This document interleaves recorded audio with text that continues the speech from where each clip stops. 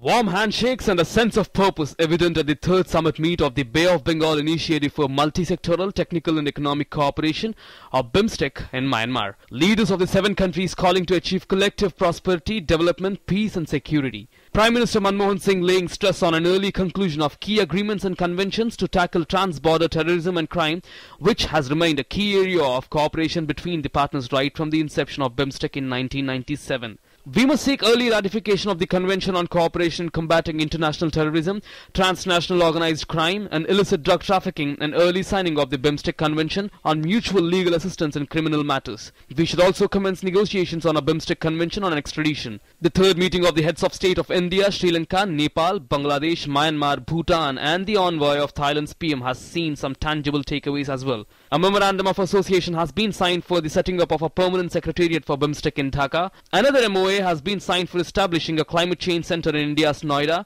and an MOU has been inked for setting up a cultural industries observatory in Bhutan.